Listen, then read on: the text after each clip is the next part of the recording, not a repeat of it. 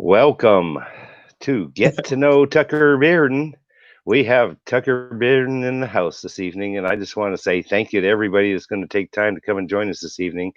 This is going to be exciting. This has been a long time in the coming, and I'll tell you, Tucker is quite a dynamic individual, and I'm really looking forward to getting to know him better, having him share his experiences with us, and educating us.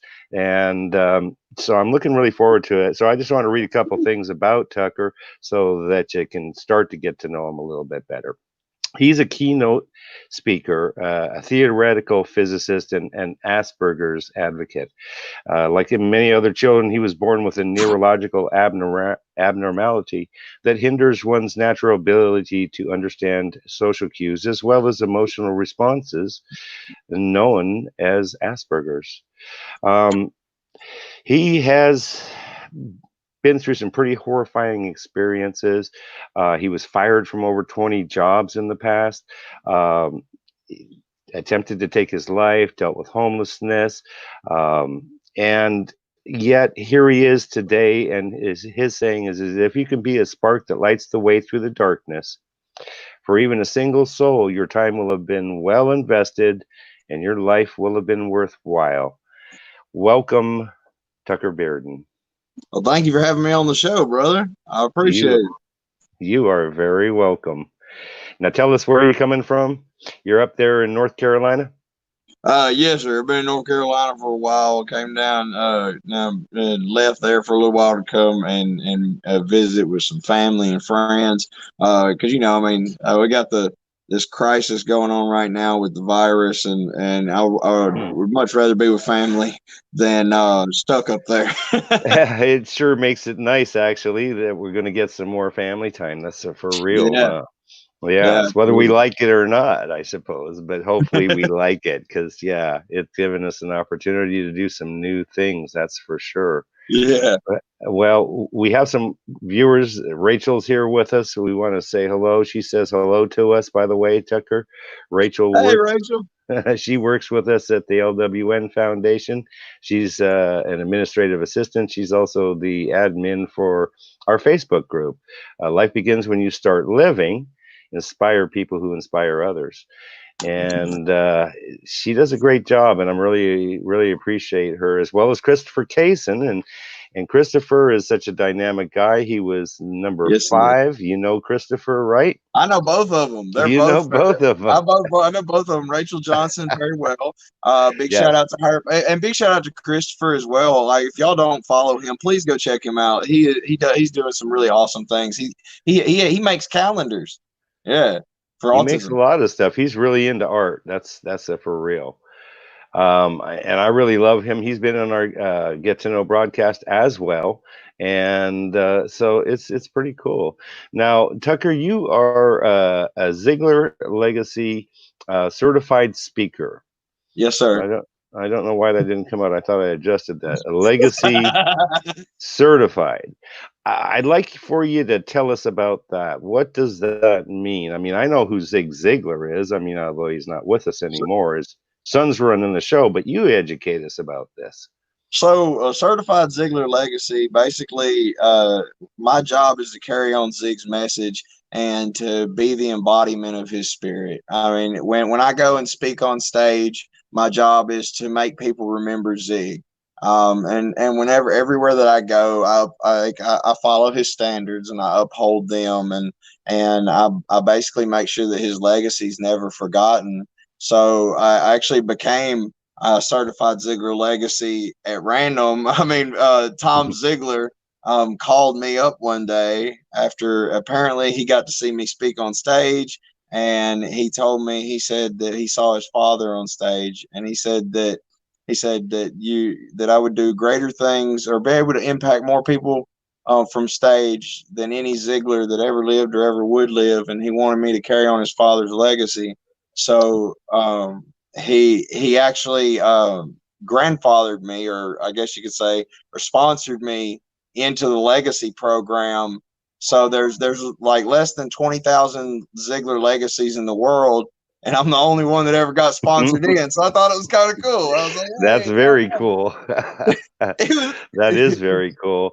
And I'm just going to bring up a picture here if I can do this properly. Let's do that like this. Yeah. Hey, Well, that's it different, but almost worked. it almost worked. How about that? Did that change it for us? No, it put it in the background. The last Yeah, time it's it in the put it in the background now. I center. don't know. I don't know why that necessarily happened. Maybe I need it. Oh, that's because I put it in the background. That would be the reason why. I'll tell you what. So that's what I did. Okay, I'm still getting used to this, folks. Hey, that's all I'm right, trying. man. I used to run one of these shows. I know how it is. I was using Be Live though. Yeah, if it can happen, It it will will. happen. And I see that my screen's just gone crazy now. So that's beautiful, If it huh? makes you feel any better, I'm having trouble with my camera angles. Well, I tell you what, yeah, I don't know why I lost this whole thing here. Let's just go back like that. That's better. All right, I here, I'll like help that better. everybody. Just imagine this face with a Ziegler Legacy symbol back here. Bam, we Well, did it. Check that I out. I'd uploaded a bunch of overlays and well, no, I put it in background instead of overlay, so that's where I made my mistake. Um, and I don't have time to go back and try and change it now. So we're getting to know Tucker Bearden here this evening, and we really appreciate everybody just taking time to come and join us. Now, what we want you to do is share this video out. And what we'd also like you to do is, if you've got some questions for Tucker, we're going to address some questions for him. So we'll make this a little bit of a question and answer thing. In the meantime, I have a couple questions I wanted to ask you though. Go for it. I want you to tell us what it was like growing up in Hot Springs, Arkansas. Now, I've been to Hot Springs. That's a pretty cool place, actually. And I want you to tell us what it was like. Tell us about your childhood. So I actually didn't physically grow up there. That's where I lived for a little while, but where I grew up on the side of the Arkansas River. The little place is 52 miles from the closest town and hard to find on Google. It's I mean we out. I mean we're out there. We out in the sticks. That's why the book It that I'm is. hopefully publishing this year is called From the Sticks to the Stage: My Journey with Aspergers. So that's gonna be pretty cool. But I mean, my childhood it was very different. I mean, like when I say I come from the country, like most people say that they come from the country because they grew up in a small town where people drove jacked up trucks, and I actually come from the woods. And you know, and I always have described it because I've been talking about this for a while, and I always say, yes, Tucker Bearden grew up in the woods, backwoods of Arkansas. Yeah, I did. So I mean, I got like growing up as a kid, I really didn't have any friends. Just mostly because due to Asperger's, like my social skills were not very keen. Didn't really know how to connect to anybody. But on top of that, there weren't any kids, so it was just mostly adults. And I mean, if any of y'all out there have ever met one redneck, imagine being surrounded by rednecks all day, every day, and they're all adults. There ain't no kids to hang out with. So that was basically my childhood, was learning to hunt, learning to fish, and just trying to figure out the social workings of other kids, because I never could seem to fit in with them. It was like, okay, here, I'll make it quick and easy. If I were to take you, and you don't speak Chinese, do you? Not me. All I right, mean, good. one or two All right, words if I was this lucky. works now. If you spoke Chinese, this wasn't gonna work. All right, Okay. but if I were to take you and drop you in the middle of China with no Right. translator and tell you go learn the language, that's basically what it was like. That's pretty foreign then. Yes. Yeah, that's basically it, except for in the woods. Well, you know, I like the country. I do. I enjoy the country, to be honest with you. It's a little bit, I think, personally, slower lifestyle, but more back to nature. And boy, that's what I'm about, is the nature thing, obviously. But That's why people like Hot Springs. yeah, I thought it was a great little town. It's got a big old lake out behind the town there. 3 of them. 3 of them. Yeah. Yes, sir. It's surrounded by 3 of them, and then the hot springs themselves, they're like 140 to 160 degrees year round. We've got waterfalls that have steam rolling off of them, and I'm gonna tell you right now, if you think you've ever had ramen, you ain't had no ramen until you had hot springs waterfall ramen. I'm telling you, that boiling water comes down them falls, and you catch it in a ramen cup. And, hey, Oh boy. it's all natural except for the ramen. Well, I'll tell you what, the way things are going, hopefully we've got some in the cupboard, and we might have to go to the hot springs just to get the hot water. Who knows? Well, Could be that's the electricity thing, with going all this out stuff next. going on, all these city folks that made fun of us for knowing how to hunt and fish, all of a Yeah. sudden wishing we was friends. Well, they'll be coming to us to say, how do you survive when you don't have all the modern conveniences, right? He's like, what part of the pig is bacon?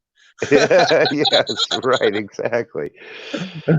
Yeah, yeah, you know, for what it's worth, I like bacon too. I just love the taste of it. But okay, I got another question for you, and then we're going to go to some questions. I see that several people did. I want you to explain dyspraxia to the viewers so that they have a better understanding of. So you have dyspraxia. We know that that's on the autism spectrum, and so Who? autism, You said dyspraxia. dyspraxia. What's dyspraxia? That's what you are, correct? You said that No, I you are have dyspraxic. Aspergers. I'm an Asperger. Aspergers. Why am I going with why am I going with dyspraxia? I don't know. I have So no I made a idea. mistake there. I thought you was trying to call me some kind of like Asperger. African pop star. No, no, no, no. So tell us more about the Aspergers. Excuse me. Yeah, I did read that, didn't You're okay, buddy. I'm just messing with you. I? I know you are.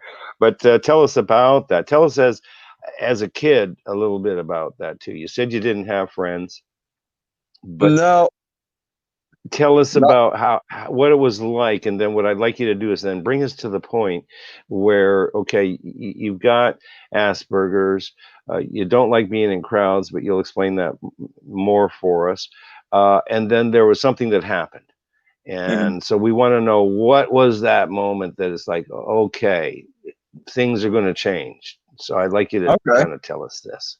All right. So I'll try and give you the shortcuts version of the story. So Asperger's Okay. is a neurological abnormality that hinders one's natural abilities to understand social cues as well as emotional responses. So I don't really catch sarcasm. I'm working on it. I've actually had somebody say, "Get out of here," and I got up and left. It's pretty bad. Okay. So like it's kind of hard for me to tell that you're angry with me just by your facial expressions and things of that nature. If you're aggravated at something I'm doing, I probably won't know until I've gone too far. Hmm. So there's it's just a lot of really social awkwardness. But as a child, I mean, it made connecting with people the just impossible. And when you're little, that's the most important aspect. That's what you're going through Right. is learning. You're learning the ins and outs of being a person, and it's really you have to be able to make friends and stuff. So like as a kid, it was really an alien experience. And then as I got older, like I never could really understand why I was so much different than everyone else. Cause I mean, even though I had been diagnosed at like 7 or 8 years old, I didn't know what it was. No one ever told me. I didn't know until later that was what was going on. So, it was a uphill battle trying to connect to other kids and stuff. So I mean, I used to sit on the playground in the same spot every day and just kick rocks back and forth, waiting on the 2 guys that were like my bullies at the time. Like they would Hmm. come up, and they would push me down or whatever they were going to do for the day, and that was my playground time. But then as I got older, like I was trying to get a job, try to work in the workplace, and Hmm. it was like impossible. So, for instance, on stage, you'll hear me tell the story of how I was working in a grocery store and I had a panic attack, and in turn, I got fired because the woman that I was bagging groceries for started screaming at the people that worked there, like, "Why would y'all have a retard working for you? What's wrong with you people?" Mm. Um, and then I ended up getting a write-up slip stating that I was disruptive and incapable of working around others. Wow. That led to some really bad depression. which in turn led to an attempted suicide, which obviously didn't work. You But felt that just low. like, You just didn't feel that you fit in. Then I guess is what. yeah, exactly. Yeah. But the turning point of everything happened when I started working with racehorses. So, Oh. people on the spectrum, people on the autism spectrum, Mm-hmm. generally work better with animals than we do with people.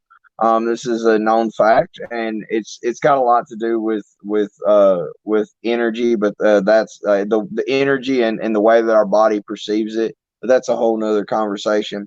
So I started working with Okay. horses, and you work Right. 7. Go ahead, sorry. No, I said, yeah, okay, that's awesome too. Yeah. Because animals are healing, absolutely, Yes. 100%. Yes. And Like, so you're sensing some kind of different energy from like the horses than you were than so you it's around there's a others. weird thing. It's weird with horses, and anyone Hmm. who's listening to this who is a horseman, you're gonna understand. For those of the rest of you, it might be new, but horses have a sixth sense that's astronomically more in tune than ours is. And when you go to work, if you're in a bad mood, even if you don't show it Hmm. outwardly, the horse will pick on you. They'll mess with you. I mean, they won't listen, but they'll just be a little butt. But if you come to work and you're happy, you're in a good mood, and your mind's in the right place, whether you show it or not, the horse gets along with you. They cooperate. They like it's just a great experience. Hmm. And I realized that while working with them, and in turn, I was able to gauge my mental state every day. So, but you work 7 days a week, 365 days a year. I mean, I didn't get a day off for nearly 3 years, if I'm not Wow. mistaken. And I was trying to find a way to entertain myself, so I went to Hmm. YouTube trying to find free movies, and that was back before YouTube Premium. Just talking to the millennials, all right, because it Hmm. didn't always exist, all right. Hmm. So No, right. anyway, I couldn't find them, but I came across something called TEDx, and I found Yes. this TED Talk by a guy named Simon Sinek, and it was Yes. Start with Why. And everything changed that day. Everything. Because he started talking about, like, what's your purpose? Like, why do you do what you do? We know what your end goal is, but what's the point? And it caused a major shift in my paradigm. So I started searching further, and I found a quote by Zig Ziglar. And this is what really sparked it all for me, and led to me getting, like, overcoming anxiety. So the there's a quote by Zig Ziglar, and it says, "You can have anything in this world you want if you're only willing to help enough other people get what they want." All right. Okay, right. And I started asking myself, I was like, well, wait a minute now. You get excited about these TED Talks. You want to speak on stage, but who are you? I mean, that little voice in the back of my head was like, well, I mean, what have you done for the world? Because Zig really put it in perspective. Hmm. Everybody wants, it's kind of like the Marines say, everybody wants to go to heaven, but nobody wants to die. You got to have some skin in the game. So I started asking myself, well, what am I doing for people? And just sitting there pondering back and forth how I can overcome this anxiety and how I could possibly bless people. The answer came Hmm. to me like it dropped out of the heavens: pizza. Pizza. It Pizza helps. was the answer to all my problems, brother. All right. Now I know some of So you y'all. started making pizzas? I know some of y'all wondering what's going on. Yeah, it was pizza. So I was making $150. No, I was making $179 a week at the time, and I started taking $50 out of each paycheck. I go to Little Hmm. Caesars and I get six $5 hot and ready pizzas on my squeaky Hmm. little bicycle, and I would Hmm. I had a bungee strap. I would strap the little pizzas to my bicycle, and I would squeak around town finding homeless people. And I There sit you go. down beside them. I give them a pizza, and I say, "Tell me your story, brother. Share some wisdom with me." That's so And awesome.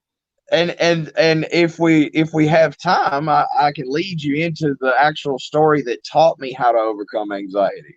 Yes. But I think yeah, that we would like to get to that. What I'm going to do now, though, is I am going to take a question. I asked them to ask questions, and I do have some questions here for us.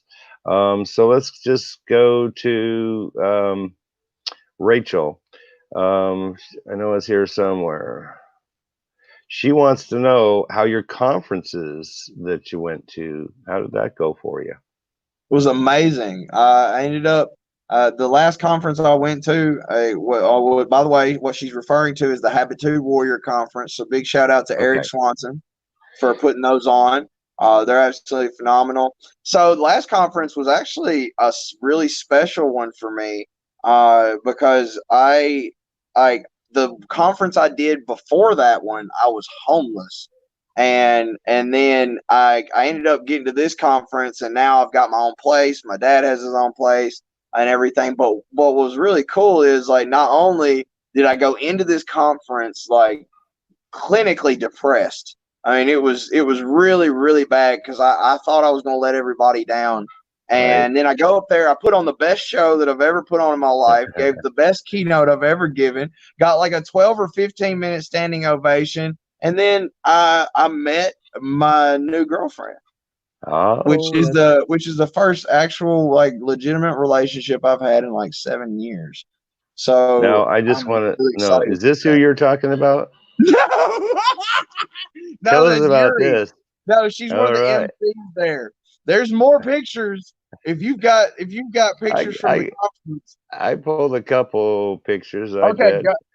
go to This Facebook one if you here. can. Nope, that's one of them. But go. You're getting there. All The right, very first.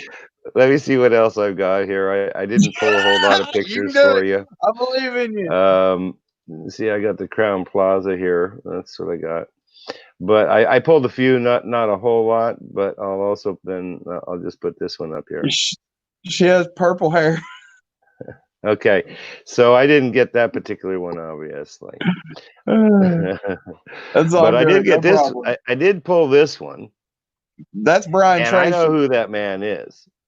I do know who that man is. Brian Tracy, Yeah, one of the I think a few what, people know who he yeah, is. one of the most popular authors from Canada that I know of. I think he is like one of the top author in Canada. So how did you get to meet him? I shared the stage with him You on shared the several stage with occasions. him. Yes, sir. Well, they He, offered me that opportunity. I just didn't have all that money that they wanted to oh, do it. I've never paid to speak on stage, but I would. I have put in my time. So like a lot of Yeah. time, a lot of people do pay tens of thousands of dollars to Yes. get to share stages with people. Yes. I mean, Yes. people literally, and I don't say this to toot my own horn, but people pay Right. thousands and thousands of dollars just to share the stage with me, which blows me away because I'm like, Wow. what? That's awesome. So um, do you have a manager then? no, I You just are the do what I manager. do. Like I've never charged for my talks. Yeah. I've never sold anything from stage. Mike, I tell people I don't come and speak on. I don't hate on anybody that does. Like to Right. whatever you do what you do. But when I go speak on stage, I don't do it for the income. I genuinely do it for the impact because Yes. there's somebody there that needs to hear what you have to say. That And, sounds like pay it forward to me. yes, sir. Yes. Yes, And sir. it That's sounded like absolutely what it is. the delivering the pizzas, it's about the pay it forward. It's about Yes, serving others. And that's so beautiful because I do believe that we are built to serve. Now, one of the people that I follow is Evan Carmichael, and that is his new book, Built to Serve. And I recognized a ways back that that's what was important is my purpose is to serve others, and clearly that's what you're doing too as well. And you're educating people that even though you might have Asperger's, anything can be overcome yeah. if you put your mind to it. So I'm sure that's what you did was put your mind to it. And so tell us then about how you decided to change your life and how did you get into this, nationally recognized speaker that, people are clamoring to be around you. How did this happen? So it's really crazy. So that you brought up Brian Tracy because he's the one that actually led me to that. I was reading one of his books, and in his book, it might have been Eat the Frog. I'm not sure. I don't remember which one it was. But I was reading one of his books, and it talked about the law of attraction and how you should write things down with an intention, with a date, and for those of y'all who don't know what this is if you have a goal in mind, a goal is just a dream until it's written on paper. So when you have an idea in your head, you have something that you're looking to accomplish. What you do is you write it down. You write it in current tense. You say I Mm-hmm. am X, or I have X, and I get it, and I received it on a date in the future. So what I would do is I started writing down. I'm a world-renowned keynote speaker that's renowned on a global scale, that makes and I make in excess of $10,000 or more a month for my services rendered, et cetera, et cetera. And I had this down on a vision board, and I was reading it every day. Mm-hmm. And Mm-hmm. what was really cool is the date before the date I put on there. Even though I didn't tell anybody I wanted to be a speaker, I was invited to come give a talk, a keynote on Millionaires Row in Louisville, Kentucky at Churchill Downs. Just because they needed somebody that I had been helping out on the backside Mm-hmm. at Churchill Downs, and they needed somebody to come talk about the community. And they knew that I love the community, so they invited me out, and I was good at it. So the anxiety was a big problem, Mm-hmm. and I really do you have time for a very short story? Yes, yes, absolutely. Tell us. Okay, so this is really the story that shifted my mindset. I met an old black man while I was giving out those pizzas. He was an old homeless guy, and I know some people were like, "Was it Curtis Slow?" No, it wasn't. But anyway, he told me this story. He said, "Young man, sit down beside me." And I was like, all right. And I sat down, and he said, there was a young man a lot like you a long time ago, and he went to a temple where there were monks, and he asked the monks to train him, and the monks agreed to do so. And then one morning, the head monk burst into the dorm and started screaming at everybody. It was like, everybody get up, get outside now. They went outside, and there were shovels. And he Okay. told them, he pointed over, and there was this massive mound of dirt, and he told them, he said, move that dirt from there to over there, which was almost 100 yards away. Wow. And they moved the dirt, but it took them Mm-hmm. nearly 3 days to finish the job. Well, whenever they were finished, they went in to rest. And whenever Mm-hmm. the next morning, the head monk burst in and told everybody, get up, get outside now. And then whenever they got outside, he's like, look, I don't understand what's wrong with y'all. I done told you I wanted the dirt moved from over here to over there, right back where they just moved it from. So Oh boy. Yeah. begrudgingly, they all picked up the shovels and did it again. Well, the third day, the exact same thing happened. He busted in there, told them to get outside, but whenever he told them to move the dirt, the new guy, the kid, he snapped, and he's like, oh man, I'm not doing this. This is crazy. I came here for you to teach me the way, and you've got me doing your chores. And the old monk stopped, and he said, young man, moving the dirt is easy. Thinking about it's hard. And in that moment, I realized that anxiety was in the mind. See, it was never in the diagnosis. Someone else's observations of you hold no power over your future unless you give them the ability to control your life. Our Right. anxiety is a choice. It's a reaction It's from fight or flight response in the brain. And if you literally are willing to go beyond the level of ridiculousness and outside of your comfort zone, you can break through those barriers like glass. yes. Yes. And I'm so glad that you said that. I mean, I speak to this on a regular basis, and that it is all in the thinking. Yes. And what's happening is that from the subconscious, these tapes are playing from our past.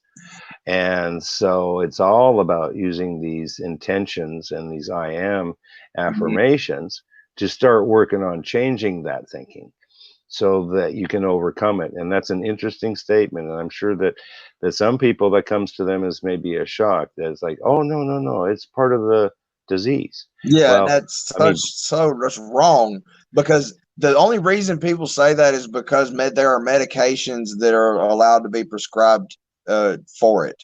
And hmm if people go to believing that it's in their head, then the psychiatrists lose their job. and the people that make the pills lose money. And we can't have that. Right, exactly. I've got another question here, and I'm really glad that we touched on that, because I do agree that it's all in the thinking. All of our, and I hate the word problems. I try not to use it anymore. It's issues, just issues that need to be resolved, plain and simple. And it can be resolved with thinking and repetitive thinking. And the more that we repeat this on a regular daily basis, making it part of our routine, all of a sudden our subconscious tapes start changing. And then all of a sudden, bam, you're not fitting into this stereotypical box of Asperger's and somebody that doesn't interact well with people. And I'm glad to welcome Robert Shallow. He's with us this evening, and I really love his what if questions. I mean, these are awesome. So we'll go right now to Robert Shallow's question. What if he decided to start serving and volunteering for others? How can he make an impact in society? That is a great brother, question. it's a wonderful question, and I'm Yes, it really is. glad that you asked that. So first of all, Robert Shallow, thank you for joining the show. We really appreciate you coming on here, man. You're awesome, and I do appreciate the question. So hey, so for those of y'all listening, he asked how can he make a difference? What can he do? And I honestly, I tell people this, because this is the motto I live my life by, and that is that if you can be the spark that lights the way through the darkness for even one person a day in any shape, form, or way. It doesn't matter if your name isn't remembered throughout history. Your entire life will be worthwhile. Now, what does that mean? So everybody has dark days. Everybody has times that when they're lost and maybe they're alone. And if you go out and just do good for somebody in just one way, make somebody smile, compliment somebody that is walking through Walmart, go help somebody. There's a homeless person on the side of the street that's not begging for money. Go up and give them something to eat, or offer them a job. Do something that blesses someone else. And I know that people are thinking, well, if I do that, I mean, I'm not really making a big impact. The point of making an impact, and please remember this, the point of making an impact is not for you to see it. That is not the point of what you're doing in this world, is not so you get to see it. You're here to make what's called generational change. So if you go out and you do something good for somebody today, there's a small chance that you inspire them to go do that for somebody else. And in turn, that person does it for somebody else. And that creates a butterfly effect. And whether you believe it or not, it reverberates around the entire world, and entire families, entire lives can change in an instant because of a single thing that you said, a single moment that you took out of your 86,400 seconds a day and to give to someone else. It can be the deciding factor between whether that person goes home and beats their children and their wife that day, or if they go to the bar and they drink instead of going home and seeing their family. You never know what that one little thing can do. I tell you one occasion where I was at McDonald's. Don't y'all judge me. I'll slap you with a bitch. All right. I was at McDonald's, and I let this lady go ahead of me because she obviously looked like she was in a hurry, and in the it's got the 2 lanes for the drive-through. So I let her go, and she paid for my food. So I paid for the person's food behind me, and then I went and parked, and I ate my food, and then I went in to get something else. And when I went in, that lady was like, "That was so cool." I was like, "What?" She said, "That lady paid for your food, and you paid for that one lady's food, and 5 more people paid for the people's food behind them." And you know Paying what the it crazy forward. part is? Here's the zinger. Not one of them knows who I am. Not one of them knew who did it. And not one of them needed any recognition for it. Right, your impact on the world does not come down to what you get to see. It comes down to what you don't see. Right. So I And it's hope that answers your question, that is so awesome and so well said, Tucker, because just like Christina says, if everyone would just do one kind thing a day, the world would be a better place. If we just did one thing, everybody did one nice thing. And I have to go, not going to try and steal the show here because this is you, but I know because I've been homeless too, just like you were. really. And I have been homeless. Yes, absolutely. I lost everything. I made a choice that was a bad choice and ended up homeless. That's I've talked about that story. I've shared that. I've been working on getting my life back, and it's been a long process. It is, but here I am today, being able to share and have exceptional people like yourself on my broadcast. And see, so I've come a long ways, and it's because I chose to. But I remember being out there, and I remember being hungry, and I remember I was just sitting there minding my own business, and I was a good probably quarter mile away from the McDonald's. That's what's triggered it, right? And this lady drives up, and she opens the door and comes up with a bag of McDonald's breakfast sandwich and says, "Here, would you like to have this?" And it's like, well, yeah, sure, I'll take that. And wished me well, God bless you, and I hope you have a good day. And off she went. Now, that was a beautiful thing. It's not something that I asked for; it just happened. And that pay it forward without expectation of personal gain is the key. And that's what you were talking Yes. about. It's not about Yes, that's feeding all it's about. it's not about feeding the ego, and oh, I'm a great guy because I did this, and now what am I going to Mhm. get? No, no. That is incredible. That was a great story on your part too, but I felt I should just mention that as well. Now, I wanted to go back to Robert Brooker here, and welcome, Robert. Robert's coming to us from Toronto and Canada. You didn't know Robert's a where. great show host as well. Yeah, he sure is, and I've been watching. I He's I was awesome. watching him. I think we're talking close to 2 years now, and so he's been an inspiration in my life as well. But there's an even smaller chance that someone will come up to you and tell you that to never stop what you're doing, that so many people depend on you, you know, and that's a beautiful thing. I want to also go to his comment about his major source of anxiety was the old guard at work using psychological warfare on himself. And it's ourself. And I know that for myself, I was definitely my worst critic. I was the hardest on myself. And all that did was feed a lower self esteem, gave me an excuse to not like myself, and he says he's curious. The next person in the chain is known. Curiosity is a powerful motivator. Um, so yeah, we're just talking about making a difference in the world, particularly now, Tucker. I mean, obviously, with the world changing in front of our eyes over this virus and social distancing, and don't get involved socially with people. This, I think, is an opportunity for people that want to help somebody to really step up. To be honest, I really do. It Um, is. It really is, and it's also an opportunity too. Like you, because here's the thing, and y'all, a lot of people have heard me from stage. They know that I say this because this is what I believe, and that is that mhm, without your darkness, the light holds no value.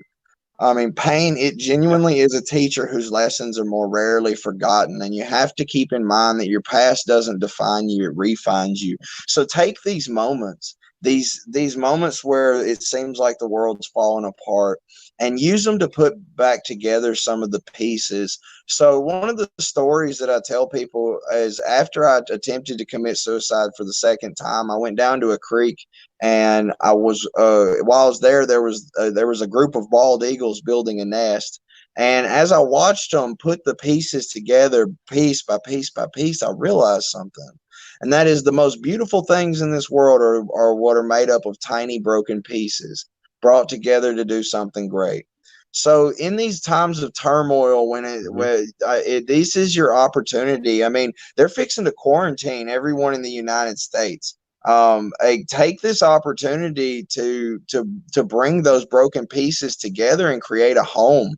just like Hmm. that eagle. The eagle's home can, I mean, a large, strong tree that's got no broken limbs is something admirable, but it can't be the home to something as majestic as an eagle. It requires broken pieces to create a home.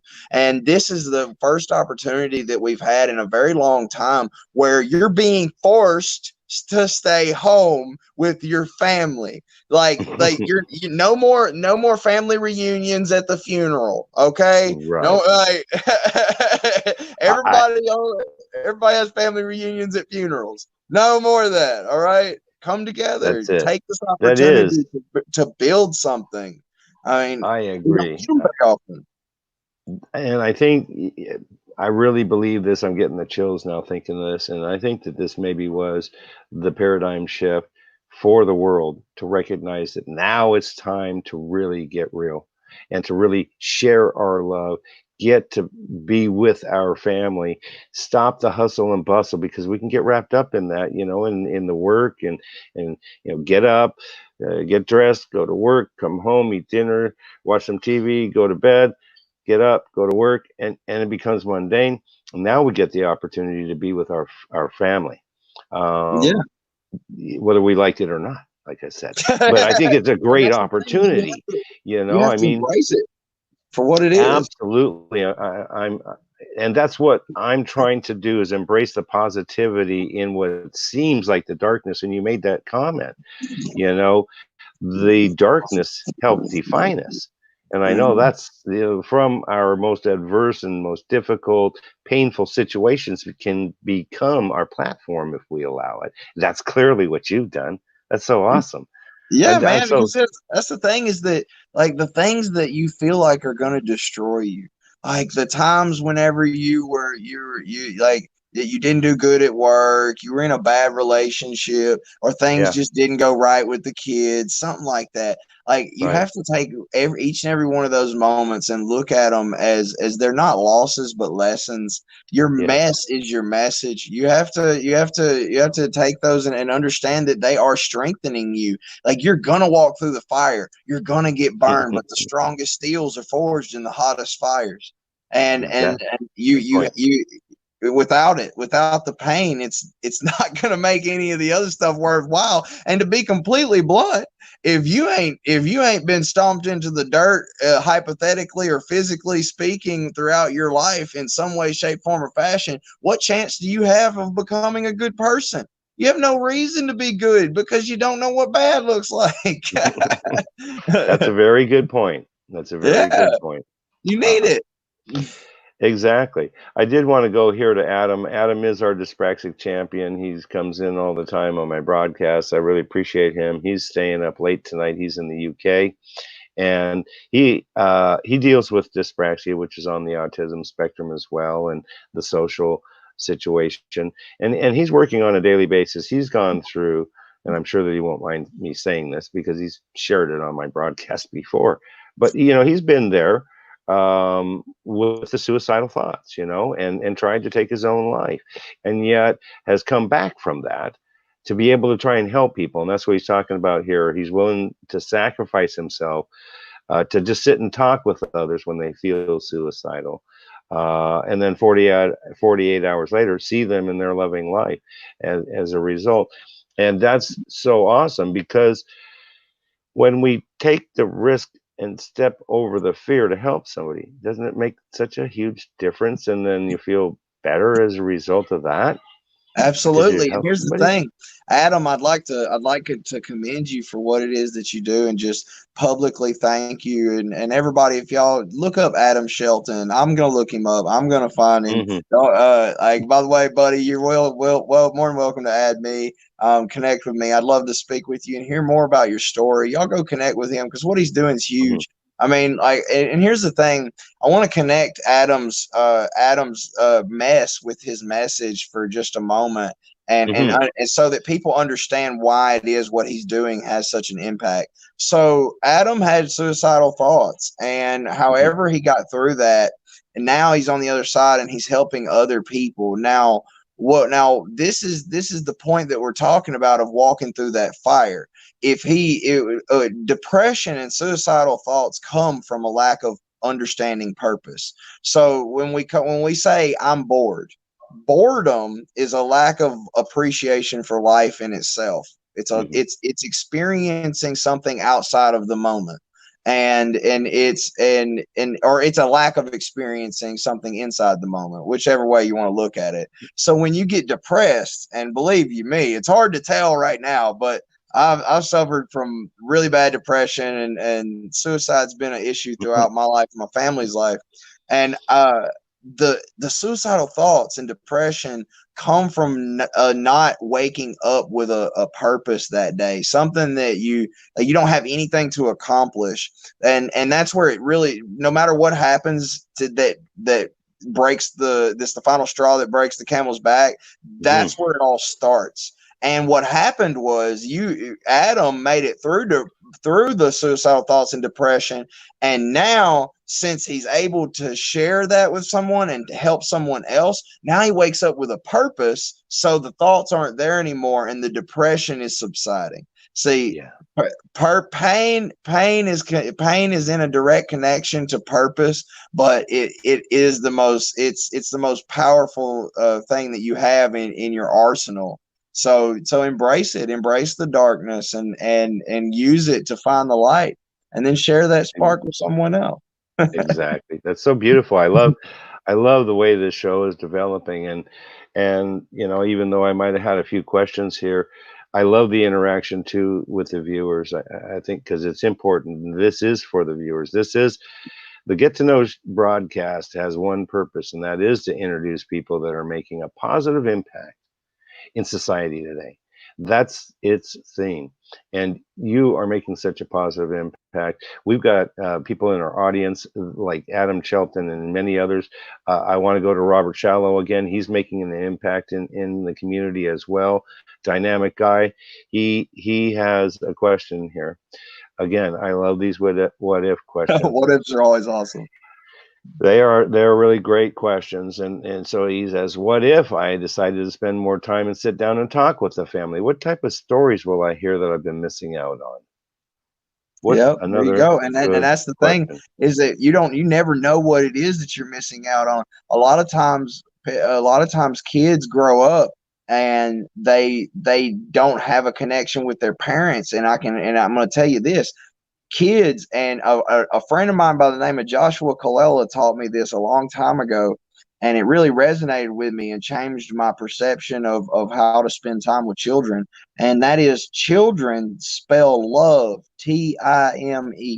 All right. So so a lot of times what we do is we're so focused on our life that we miss what's going on in the lives of say your kids or your spouse or your friends, the people around you. Your story is so important, and it's the center of the universe. And all it takes is stepping back and realizing that you're just one of the planets spinning through this big abyss, buddy. So it's nice.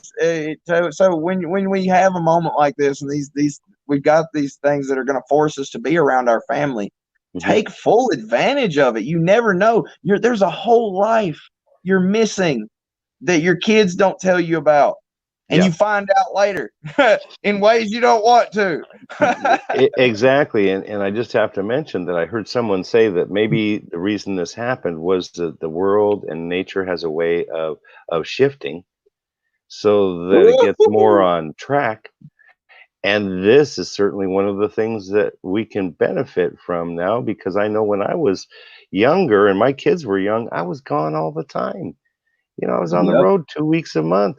My dad did the same thing. I guess I followed, like father, like son for a bit. But then I realized how important it really was to be there for our children and for our partner or our family or our mom and dad, because we never know what might happen. Exactly. You We don't. just never know. Everything And so stops in an instant. I know we Robert can't even see us. He got a big one. He's talking about Robert Brooker. We love you. It's an incredible opportunity to offer a compelling reason to consider learning how to think outside the box, to ask the hard questions, to learn how to research at another level, and to ultimately realize that life is beautiful and it's going to continue. And moving forward is the obligation to make the most of it.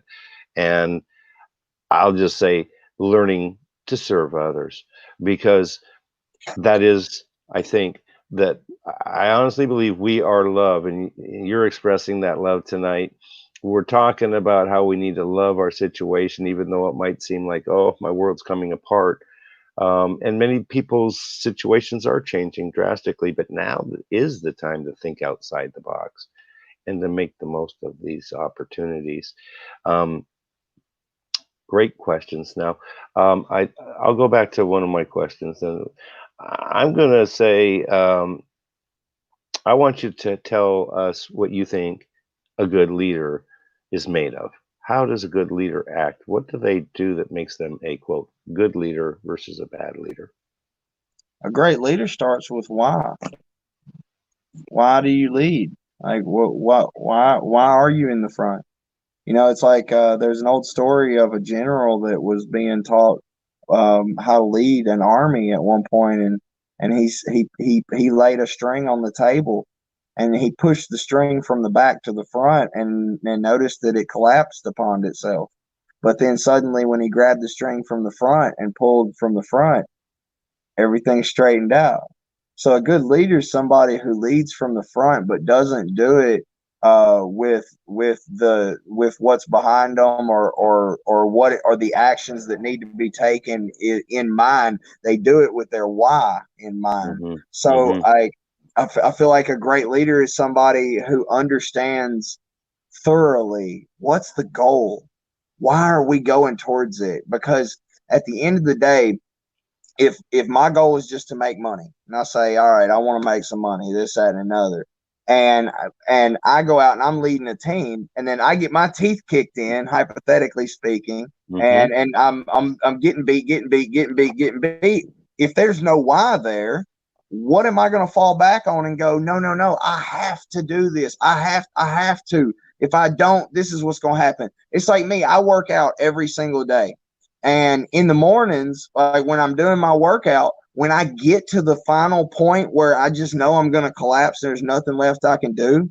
I Hmm. picture my dad sitting across from me going, come on, Booger, you got this, man. Just do it one more for me. That's all I ask. Just come on, Bubba. Can't you just do one more for me? And then suddenly there's a strength there that you don't otherwise have. Like a lot of times what I tell people is that while running through my valley, I discovered that your purpose will be found within your darkest hours, and within your purpose you'll find strength beyond measure. So if you want to be a great leader, stop focusing on the problems per se. Stop looking at people for who they are, because they'll only get worse. Start looking at people for what they can be, and start Right. looking at the end goal, not only to be a refined or well-built building. Look at it as, I'm building this building because if I fail to build it, these people won't have a home. Someone's going to suffer because I failed. And once you put a real why behind it, you become a real leader, because there's a difference between a boss and a leader. A boss will tell you to do something, but will watch you do it. A leader will do something and then show you how to do it, and then teach you why it needs to be done. Does that answer the question?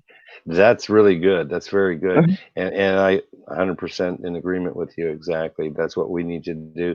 It's not about necessarily what a person did wrong or what you're thinking of them. It's about how can we bring those seeds of greatness that are within us and nurture those seeds and train them to be able to do the best that they possibly can with what they have. Because Yes, and it's let me about, note on that real quick. What you yeah. just said something. You just said something, and I want everybody to, if you're taking notes, please write that down. And he said that a leader plants seeds. Yeah. Did you notice that? A Yeah. leader plants seeds, because each of us, our mind is a garden. And if you plant poison in it, it'll grow just as well as if you plant roses. So the seeds need to be planted, and they need to be tended to, watered, and taken care of. And a leader helps tend to them. A leader Hmm. plants the seeds and then comes back and checks on them and goes, "Hey, buddy, you didn't forget that mater plant, did you?" Yeah, Because here's the thing: if you forget that mater plant, then these folks down the road, they ain't gonna eat. we're And we having can't. some audio issues. There, it's back, I think. Huh? For a second, we had some audio issues. I'm not sure why. Now, we want everybody to make sure that they share this video out too, because there has been such a great amount of wonderful information, things that we can learn and we can grow from. We want to share this love. We want to share it out with your friends, with your groups, and let them know, you know, all this great information we've been talking about. You know, the what if he just Robert Shalla decided to use leadership skills to help lead, teach others. What kind of impact can he make for somebody else? I think that you can.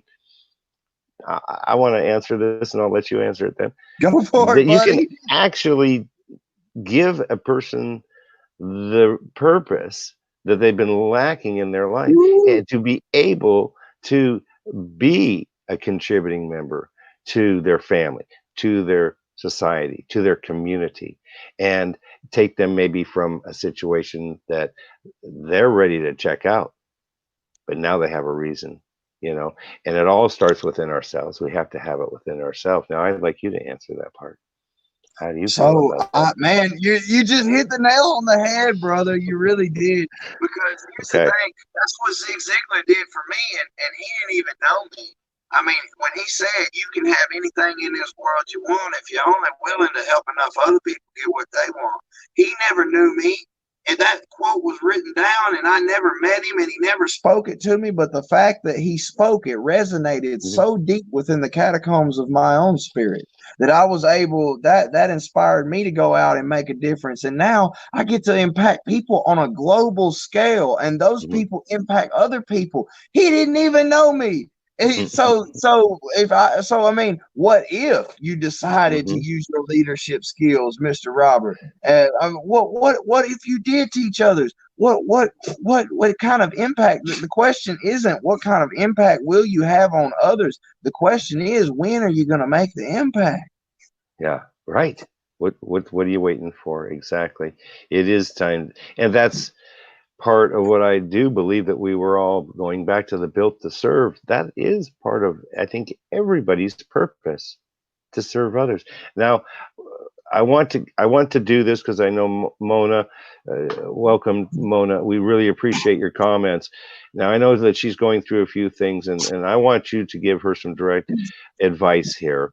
How can she get back on her feet? She lost everything in her jobs, and her life is so hard finding a good job in Virginia. No luck. I am praying, and I'm trying to help so many people that she can. What advice would you give to Mona to Well, try I'm and gonna get help her out life Miss back? Mona. I'm gonna help you out, Miss Mona. All right, Miss Mona, I'm gonna need you to pull out a pen and a piece of paper, okay? All right, write this down. And this isn't just some advice that I'm giving you, actual something you can apply and go make money tomorrow, okay? Go download an app called Wonolo. It's WONOLO, which stands for Work Now Locally. And once you download that app, it will show you jobs that are available in the area where you don't have to put in an application. You don't need an interview. All you do is say, yes, I want to do it. You show up, you do the job, and then like 24, 48 hours later, you get paid through your app, which in turn pays you through your bank or whichever way you're doing it.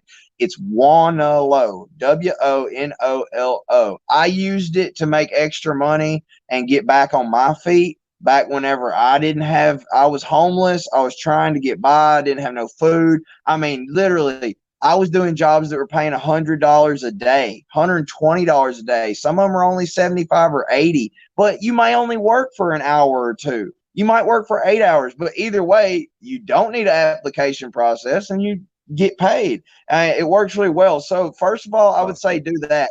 But here's the thing: what I want you to do is, even if you don't have money to contribute to anybody, contribute your time. So as you're walking around throughout the day, especially whenever you're deep in your own darkness, which means that you're in your head, you're going through that moment where you keep replaying that movie in your head of that horrible event that happened to you, and thinking that you're worthless, thinking that you're not good enough. There's just when you're downing yourself, find somebody and then go beyond the point of ridiculousness. What does that mean?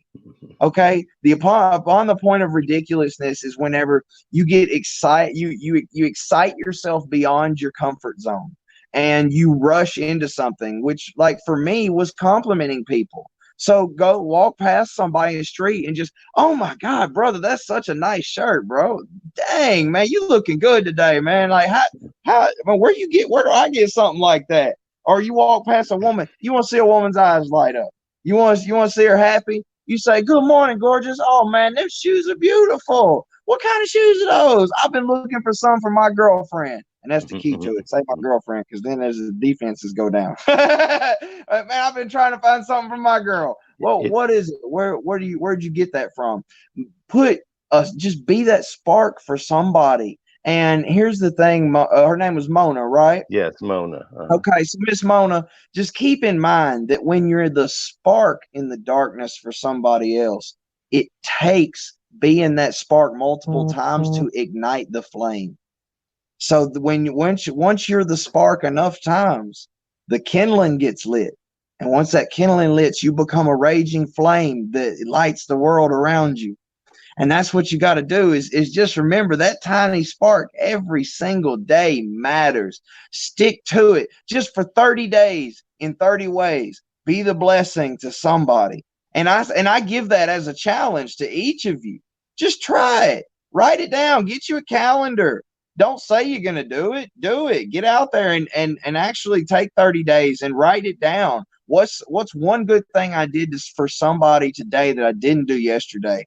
How did I bless somebody today? Did I make someone smile? Did I feed somebody that otherwise wouldn't have had food? Even if it was only a few dollars out of my or whatever. Do something that blesses somebody, because if you be the blessing, you'll live within blessings. It will come back tenfold. Hey, I'll tell you this, because I know I'm taking up a lot of time. Look, right. Look, a lot of people wonder why bad things happen to good people. They're like, I don't deserve that. We just remember something, baby. We don't get in this world what we deserve. We get in this world what we're currently capable of managing.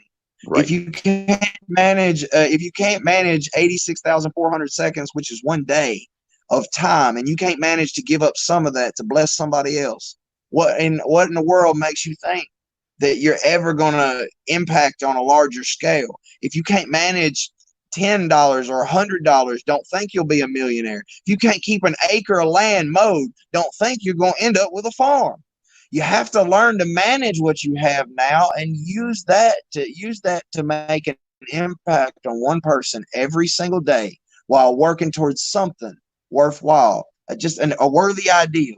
Work towards something that's worthwhile, whether freedom for your family, food for someone else. Be that spark for somebody. That's what I want to do. Just make somebody smile, make somebody happy, do something good for somebody. And I promise you, eventually your spark will ignite that flame and it will burn brighter than you ever thought was possible, Miss Mona. So I really hope that answered your question, and I hope that you take that with you and it impacts you in some way and allows you to do something for someone else along the way. That's so awesome. Excellent. Excellent. We are so blessed this evening to have gotten to know Tucker Bearden. You have shared some just wonderfully inspirational, good advice and spoken directly with the viewers. We appreciate all the viewers. I'm going to go ahead and wrap it up. I think you said it there. I was going to say, do you got anything to say? But that just I'll leave them with my quote that I live my life by. Okay. And those of you who are taking notes, again, write this down. Write it on your mirror. If you can be the spark that lights the way through the darkness for even one person a day in any shape, form, or way, it doesn't matter if your name isn't remembered throughout history. Your entire life will be worthwhile. Thank you. That's so awesome. Thank you, everybody. And thank you so very much, Tucker. I've really been excited and looking forward to this interview.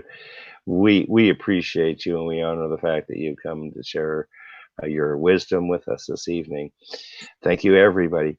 We want you to have a great opportunity to spend some time with family, put a smile on somebody's face. Doesn't cost us any money. All we have to do is say, hi, how you doing? And we can do it from a distance. And we're following the guidelines that they're telling us to. So thank you, everybody. We want you to have a great evening. God bless you all. I will be back tomorrow morning. Let's see, tomorrow is Thursday. I had to think about it for half of a second. So we're going to talk about gratitude tomorrow morning. We're going to watch the sun come up. We're going to make a connection to nature. Please do join us if you can, about 7:30 a.m. Eastern Standard Time. Again, thank you very much, Tucker. You've been awesome. Sir. I would really certainly love to have you back on the show at some future point in time. Absolutely. That would be so great. I know that the viewers love you, and you've got a lot of wisdom to be able to help us just become better people and nurture those seeds of greatness that we all have within us. Thank you, everybody. Have a great evening. I'm signing off from Sarasota, Florida, and Tucker's signing off from Virginia. No, I'm North Carolina, excuse me. That and dyspraxia. Okay, well, I'm somewhere out there. I'm signing off, though. Yes, where in the world is Tucker Bearden, right? You'll never know unless you follow me on Facebook. There you go. Make sure.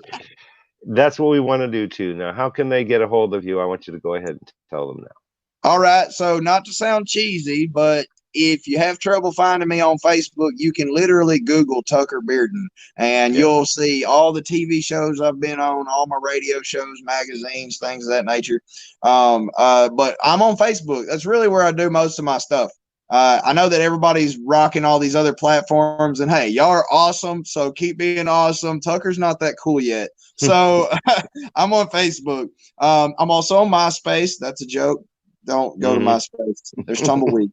But just go to Facebook and look up Tucker Bearden. You can look at my page. I don't do too much on it, but it is a way to find me. Tucker Bearden, inspiring the world. I also have an old radio show that I used to run, similar to this, called Stay Humble, Hustle Hard Live with Tucker Bearden. You can also look that up. There's a lot of really cool people I've interviewed on there, like Tom Ziegler, the son of Zig, and stuff like that.